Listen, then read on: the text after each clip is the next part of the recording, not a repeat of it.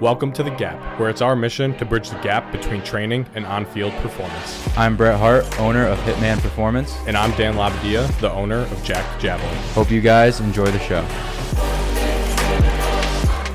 So this episode, we're going to go a little bit over some philosophy stuff. I think a little bit more change of pace from the weight room and just how we Get more think. into the politics, you know. This is not a political show. Man, we talking left, right? We talking middle? We talking up. But, do you want me to start? Yeah, go for it. All right. So I made a post a while ago about the Dunning-Kruger effect, and I think a lot of high performer, younger strength coaches, I think tend to go through this quite a bit. Is you start training, you start working out, you start coaching because you love working out and training and you want to help other people.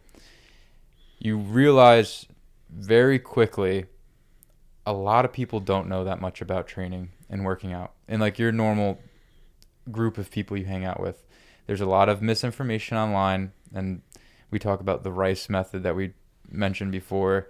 Like orthos and PTs are still prescribing it, but if you do a 30-minute research, you know it's not true. So you get a lot of information in a short amount of time as a strength and conditioning coach. And if you're just interested in the topic of fitness, if you watch one Jeff Nippard video, you're going to know, not necessarily that you know it, but you're given information that majority of people don't know and they just don't understand. There's a lot of old school methods and a lot of things that people say that they just did in the past, and a lot of football coaches being like, well, we did it this way back in the day, so it's going to work today. There's a lot of that, and there's still a lot of that despite how much information is out there and how much social media has grown and blown up a lot of different coaches and a lot of different areas of information.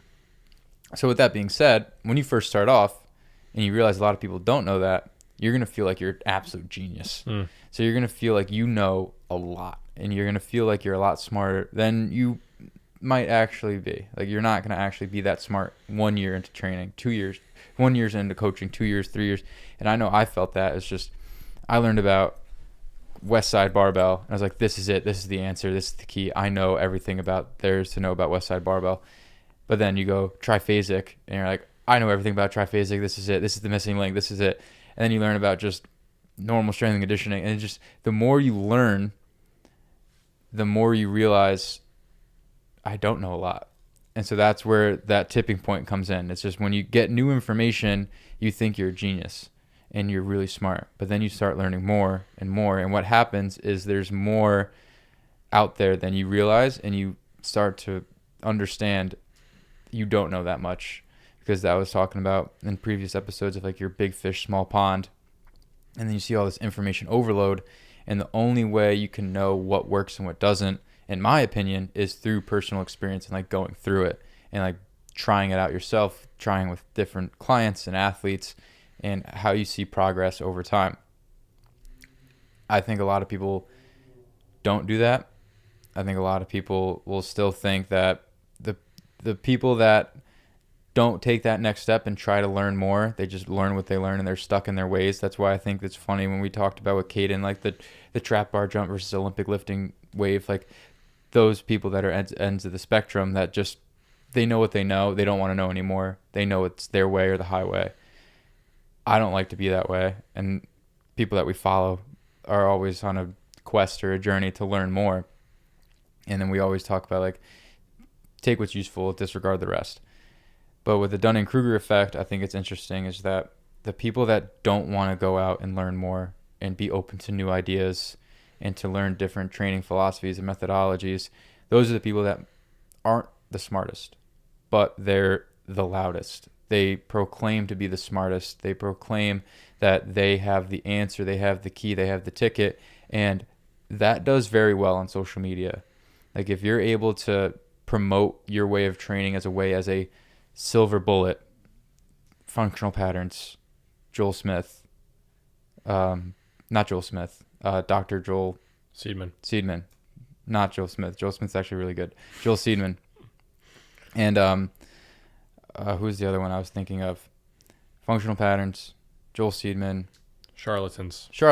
Like just Liver King. Like that's a good one. It's like, you need to do it my way. in order to get the Ben Patrick, like ATG, like knees over toes guy. I think he means well, but anyone that like does his course over the weekend is going to start posting that they're gonna have ATG in their Instagram handle and be like, this is the only way to train, like shove your knee over your toe and like do it this way. And there's a lot of that, and I think that stems from what I was saying before originally, from not taking the leap to learn more about it. And then once you're in that mindset for too long and you make a lot of money doing it, and you start in like your product and your brand is so around this concept and idea, like Joel Seedman's 90-degree angles and everything, like he can't go away from that. Like no matter how much research is shoved in his face, he gets money. Like he supports his life, however he lives it, through that ideology. And he can't go back on that word because everyone's going to call him a fraud or a fake. He can't change his mind. And so that's where people get stuck is, yeah, you can get quick success because it's different. It's new. You're promising a magic bullet. You're promising a snake oil. But if you ever change your mind, you're screwed. You're absolutely screwed. So it's a short-term gain for a long-term hindrance. That's you're gonna get blocked and you're gonna get stuck. Yeah, well, I was even talking to someone yesterday about how when you're first starting off, a lot of times you want to take like a hard stance on something to almost be polarizing, to be different. Because I think a lot of people, when they first come onto the scene, they feel like the industry is saturated and they're like, how can I be different? And so they start formulating these ideas that might be against the grain in order to get more engagement and then be able to be like, you know, if you want the real answer, like you hop on a call. Yeah. If you want to really know what it is. And like the real answer is, like I was saying on our 100th episode, I believe I was talking about, it's like everything works. Yeah. It all works. Yeah. But like to understand the why it works and to take the longer approach of going to different coaches, learning from different ideologies and philosophies. And I think Mark Bell is probably the funniest guy to do it because he's kind of like that, where he wants to learn more. But you have Mark Bell, who was a powerlifter that was a Louis Simmons Westside barbell squatting close to 1,000. I think he might have been 1,000-pound squatter, like equipped bench, like 800 something pounds, like strong powerlifter dude. You think those guys would be stuck in their ways, and a lot of them still are. Like they need to train the Westside way, like max effort, dynamic effort. Like this is how you train. But then you see him doing functional patterns and marathon running and like getting into endurance training and doing different mobility routines, like the stiff dude doing mobility exercise, like David Weck stuff. Like that I think is really cool. And yeah, like it could be looked at as like, oh, Mark Bell is just bouncing around with like different ideas to like gain momentum and gain traction and gain clout because these ideas are popping right now. But and how I see it is that he's just trying to find the right answer. Sure, it's a marketing tactic, like doing collabs with Liver King and David Weck when they're like pretty popular. Yeah, it's gonna help your business just because you're gonna bring in a new audience. But I think if you're open to ideas that are completely different to yours and you try to understand the why behind it and why it works or why it might not work and get to the actual root of it, it takes a lot longer. It's really hard to have a successful business model that way because, like you said, Instagram is the country itself lives off polarization. The country loves just black, white. Just left, right. Like, yeah, politics.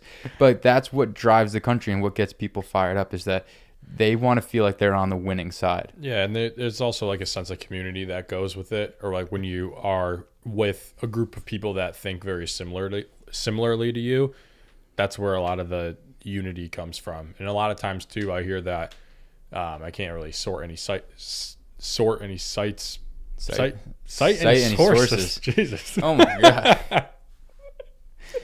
Cite any sources. But a lot of times people will say that your hatred for someone a lot of times or something is a lot of more bonding than your appeal to something as well. So like, for example, if you like long distance running and I like bodybuilding, but we both hate functional patterns, well, There's you know, a mutual there's a mutual hate over respect. that, There's a you know? mutual Yeah. respect because, like, oh, you hate that, I hate that. We can bond over that. Yeah. I think that's kind of weird how the human. I think that has to come from evolutionary psychology. Like I think it has to. If like you don't want to feel isolated, and anyone that agrees with you, like you want them in your tribe or you want them in your group. Like I think that it has to come from that. That again, I can't cite any sources because or anything. you know, if there's like a, you know, conflict within the tribe or the group, then there's going to be a lot of times life-threatening repercussions that happen as a result of that. But I mean, I could totally relate back to, you said his name is Mark Bell, right? Yeah. Yeah. So that's the whole Dunning-Kruger thing, and the Mark Bell thing is like, I just see myself in that, because when I first started javelin coaching my first year, one of my athletes threw 74 meters and my Instagram started picking up traction, and people are asking me what I did with him to get him to throw that far and stuff like that. And to be honest, like that's when I was my first year. You know, my guy was like, you know, All-American, top 4 in the country. And I felt like I knew everything at that point. And I was posting online and I was being a little bit polar opposite of what some guys were saying. I was talking about, oh, like, you know, lifting is really important for throwing as long as you do mobility, which is true. And I still stand by it. But my message behind it was a little douchey at times. And I didn't have the long form content to be able to articulate my thoughts in front of the 10-minute YouTube video or a 30-minute podcast at the time. It was all just the short clips, and I wasn't on camera speaking it. It was all just texting and me screen recording, like professional athletes doing stuff like that. So it wasn't, I didn't have enough of that social proof yet. You're right. I was burping. I don't know the mic. So I didn't have enough of that social proof yet. And you know, obviously the last 2 years I've done a ton to have my thoughts articulated on the podcast through 150 YouTube videos. I have my full free course. So now I'm able to be on the other side of the Dunning-Kruger effect, where I went through that phase of having that like almost imposter syndrome. But the way, and then now I'm very confident in what I do. The way I got over that though was when I was polarizing, like I talked about in 2 episodes ago. You know, I had a lot of coaches reach out to me and tell me that my stuff was dangerous to athletes and I didn't know what I was talking about. I was 24 at the time. I was young and inexperienced, that my thrower was just really talented. He did well in spite of me. And, you know, I had a lot of pushback, and there was a lot of, you know, arguments and public disagreements online. And to me at the time, I thought that it was like a huge deal. And, you know, people in other training groups were speaking out against that. And so that's when I went for like, all right, I know everything. I'm going to post about it. This is what works for me. What will work for everyone. So I'm posting about it. Then I'm getting the pushback. And then I was like, all right, well, now I am going to actually go travel and find other answers and stuff like that. So then I started collaborating at ATP with Luke and Dr. Heenan to learn the baseball side. I went to Summers Method with Thomas Summers and Juice Factory to learn from them. I went with Kevin Foster and Mike Stein on a training camp to Florida and learned even more about Kevin's side and what Mike did to throw 75 meters as a freshman. I went to Tom Petronoff and Donovan Banks in Florida, which allowed me to, you know, train with someone who was the former world record holder with the old school javelin and now trains somebody that was top 3 in the United States throwing 83 meters. And then I went to the LSU camp, which has a ton of former Olympians from all over the world. There was a former Olympian from Germany who threw 92 meters there. There was the head of the LSU camp at the time, and you know, he was there through like 87. You got Curtis Thompson, who just placed 3rd in the world. He was there and their whole training group. And so when I was 24, I thought that I had it all figured out. And I went on and was posting about it in the short form content way, in a little bit of a polarizing way, because I was so new to it that within like that first year or 2 of me learning about javelin and how to coach it and seeing a little bit of success, I was like, dude, I know everything about javelin. Like, what else is there to learn? This is simple.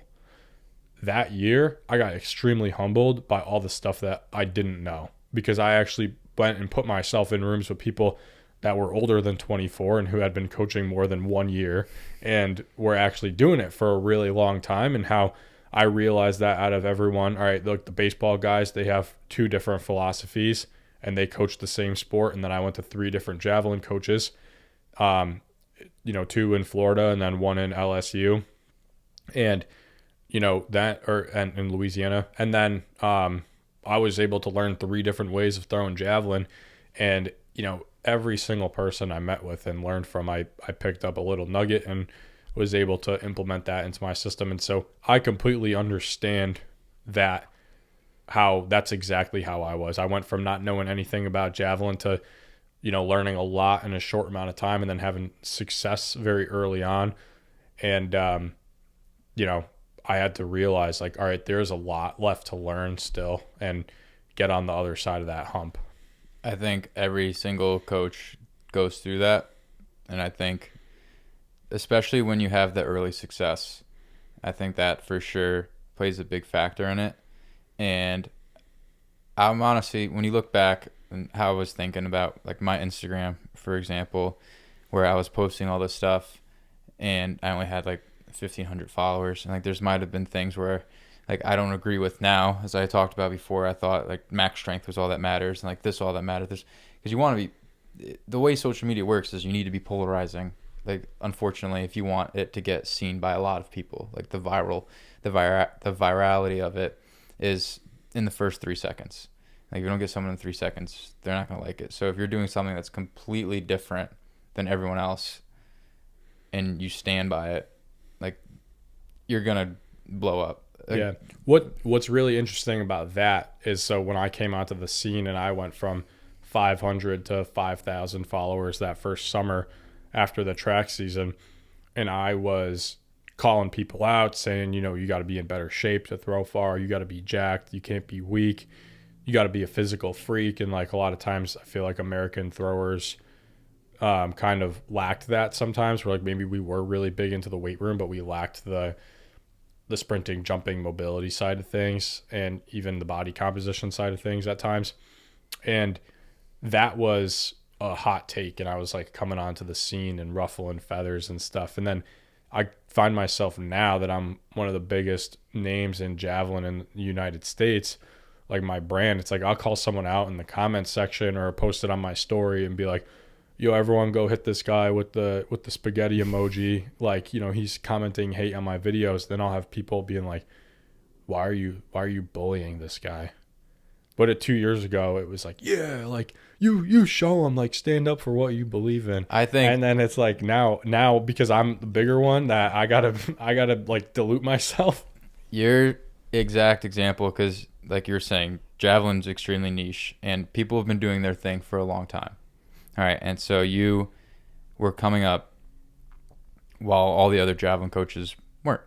It's how it is. And I'm sure every major like niche practice, like the first starter, like Eric Cressy, I'm sure got pushed back. Mike Boyle sure got pushed back. He still gets pushed back all the time.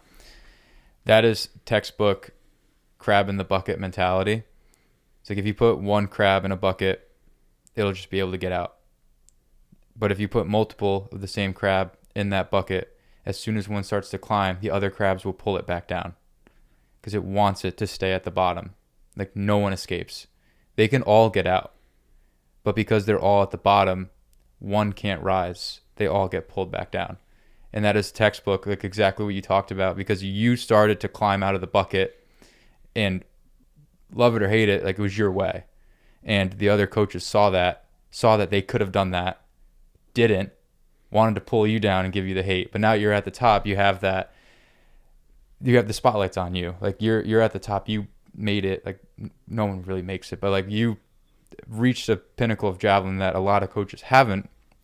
And so they're gonna look at you now as the example, the model. Like you're at a different standard now. Like the reason why you got the hate is because you were climbing up so fast with your way. Like it wasn't the traditional route. It wasn't what was taught for years on end. Like a lot of coaches, I'm sure, go through that. Just they're not public about it or talk about it. But now that you have your brand established and like have your results, then they're gonna look at you at a different light. They don't see that 2 years ago. Like it's very prevalent to you because you lived it and you went through it. But now when they see it, like a random person, they're gonna be like, dude, why are you doing that? Like, they don't know that backstory. Yeah. You know what I mean? But Yeah. that's what had me thinking about it, is like it's so many people live like that. And like, you go through like any 9 to 5 job, like, who gets made fun of the most?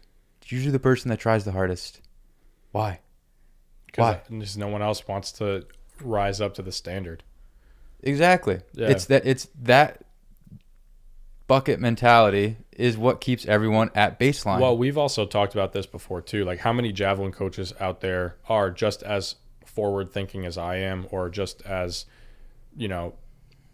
just as smart as I am in terms of what they know, but never went and put it out there, and never went to actually go through the process of like gathering together an email list, and then like putting out a program, and then being like, hey, we're going to have a camp, and then just compounding and compounding to the point now where, like you said, I've been at my pinnacle, and now I would say my next couple goals are really, one is to have a home base, which is whether that's going to be at my house one day when I buy a house, or if it's at a facility, if we open up a facility. When? And then other than that, it's pretty much just, win a U.S. championship, and then go and make, a world championship or the Olympics. But like, going to the Olympic trials and winning a college national championship, like I've done those, I've had a camp, I have the app, like I have pretty much everything I've ever dreamed of at this point, and I've been able to accomplish it in less than 2 years. Now it's like the next couple things, like I was talking about last episode, is like when you're in the beginning, there's going to be a lot of little new things, right? Now it's like anything going forward is going to be much bigger, but it's going to take a lot longer. And that's where the delayed gratification comes into play, because I have no idea when I'm going to coach another high caliber athlete that will have a chance of making the Olympics. I have no idea when financially we will be able to afford a full-blown gym and studio and, runway and open field with, 5 acres of whatever. We got to get that in-body in there too. Yeah, the in-body. Yeah. But like, but like I was saying, it's like this podcast studio, the app, the free course, the website, like the YouTube, the Instagram, everything. It's just been like such a compounding effect of like little daily deposits. And now it's like everything's in place. Like the camp that we did last year, it's awesome. We're going to add a meet to it next year so people can compete over the summer and have that camaraderie of competing against each other, and then going into a 2-day training camp. And, people are always looking for meets and competitions over the summer because there's not a lot. So, I had a ton of people fly out for the first camp, and then next year, I think making it a little bit earlier in the summer and adding the meet to it, it's going to allow people, give them more incentive to come out and compete. So, there's a lot of cool things coming on, and just going to keep doing what I'm doing. But like, along this process, it's like, even with doing all of those things, whether you want to call it, like pushing the needle forward and like getting the club team started, and like all of these logistical things that go into recording a podcast and doing YouTube and trying to monetize it so you can do it full time, is like, even that, it's like at the beginning when you have a little bit of that momentum, you think, oh my God, I'm a genius at this stuff. And then then September hits and you're like, oh wow, actually all my athletes are going back to other sports. Like, how am I going to make this work for the next 6 months? Then you realize, Dunning-Kruger effect. Like, I don't actually know as much about keeping this thing sustainable as I thought I did. And then you come out on the other end of it and you realize like, wow, there's a lot left that I have to learn about how to make the gap and jacked javelin like be a cohesive, sustainable business for me, my wife, my family, and then also the javelin community, how I can keep pouring back into it and providing high quality content and free resources and stuff like that. And so it's been, just a constant cycle of self-reflection and self-improvement for sure. I think that's what I've noticed just starting, like 3 months in, 4 months in, is if you don't have the skill set to do something, you can't really rely on someone else. Like you were talking about, like being a black belt and everything. And so every time I edit a video or learn how to edit a video or shoot a YouTube video and realize that the frame's off, or every time I mess up, it just one more thing I know someone else isn't going to want to do. And like that's how I look at it is like I'm going to like you don't know what steps or like the compounding effect and like what is going to be the end goal. So like every time like there's a bad day, a good day, you just stack the bricks and then eventually you'll have a wall. You just don't know when the wall's going to be finished. I guess it's finished whenever you decide it's going to be finished, but by the time you get to where you want to be, like I know we always joke about the everyone's 2 years older than me joke of like being ahead. Like it's just realizing that focusing on bettering yourself and trying to become who you want to be inadvertently helps the end goal anyways. Yeah. Well, that was a big thing for me was because I knew after the camp this year, I was going to do 8 new chapters of the free course and the plyo balls, which were 2 huge projects that I could start to tackle kind of in the off season once I slowed down after the camp in August. And so basically I wanted that plyo ball release to be, like I said, that's it. Like I've come out with so many new things the last 2 years. I just want to be in that homeostasis and just be able to optimize everything and like put my full attention into my athletes, you know, and that's been and the content part of it, which is, you know, providing a lot of, you know, like I said, high quality value back to the javelin community. And I went on a trip with to Range of Strength in May. And so this was like right as I was starting to really ramp up for the year, because kids are coming back home from school and starting summer training. High school season is in the middle of the season, so I'm getting a lot of new high schoolers to sign up. Online is rolling, and that it's first year of the app, right? I'm going to Nova Scotia. I'm listening to the not Through the Point podcast, Coach 'em Up podcast with Kelly Matthews, Tim's girlfriend, and she's talking about how her videos are how she is a voiceover of every single video and in her whole library. So like when you're watching the video, you can actually hear her talking you through it while you're following the program. I go out to Range of Strength and I'm talking to him about it, and he's like, "Oh, I do that too." And I'm like, "Damn, dude, I got like 500 videos in my library that aren't like that." I was like, "I got to redo them." And I was like, I'm about to hit the crazy busy season, but I didn't want to do it after the I didn't want to do it, you know, after the camp. I didn't want to do it when I was trying to do the free course. I knew I wasn't going to want to do it when I was doing the plyo balls, but I didn't want to wait until like the full-blown winter time, because then, you know, we're in terms of recording like a lot of the sprinting and jumping and javelin videos, I needed it to be this summer anyway.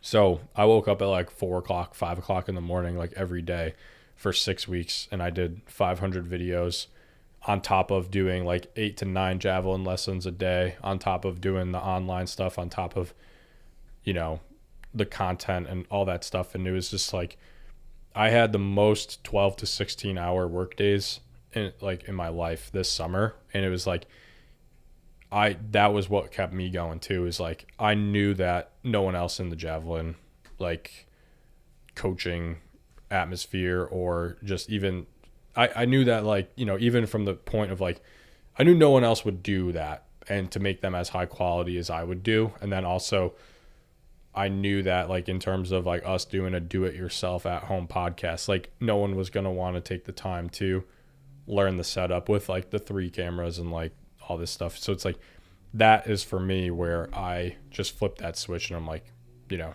no one else is going to want to do this, you know, unless you want to pay the money to have it professionally made, which we didn't. But I was like, you know, I'll outwork everyone right now while we don't have the finances to rent a studio. I mean, it's just the same as the podcast, like the growth of the podcast, or just what have we been doing?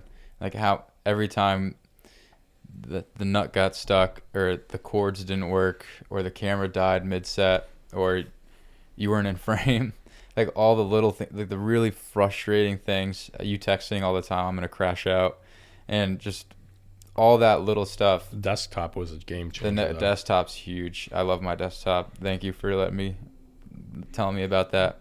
But it's just, I was talking on the episode 100. It's like, it's really no wonder why people quit it like relatively quick. Yeah. Like it's a pain in the ass. It is a pain in the ass. There are a lot of obstacles right off the bat, like immediate obstacles. Yeah. Well, that's what I was saying, dude. It's like how many times we just running back and forth between here and Guitar Center or I never Walmart, thought I'd ever be in Guitar Center in my life. Yeah. And then we were in it 3 times in a day.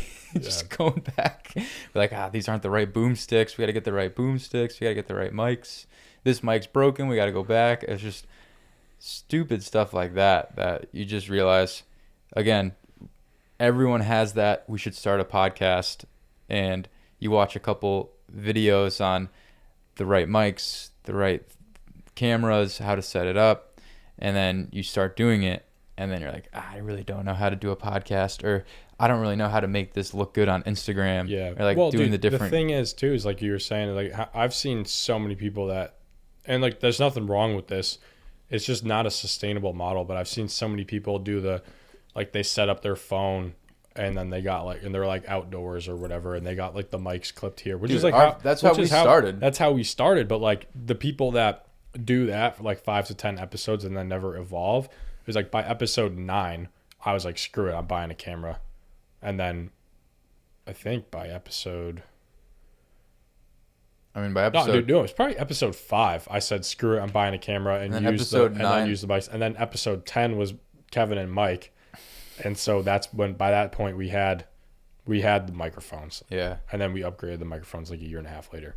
But yeah, I mean, it's just like when you do something, I think it's just both of our personalities too. Like I didn't want to have the like online programs and just always have the PDF. Like I wanted the app.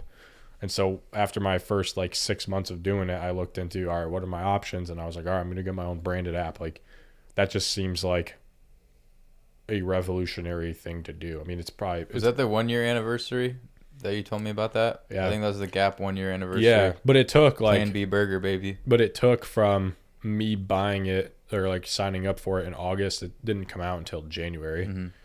So, you know, this track season was the first couple of months I was figuring it out. So now it's like I've had it for like 8 months now. So it's cool. But all right, good. You don't want to talk about Frame of the Veteran? We're already deep. Right, next one. Next philosophy talk. Yeah. All right. Well, thanks for tuning in. Hopefully you guys enjoyed this one. We'll see you next time. Thanks for tuning in. And if you enjoyed it, please leave a 5-star rating and review and share the show, because the only way that this show grows is if you like it, share it, and tell your friends and family about it. New episode every Monday.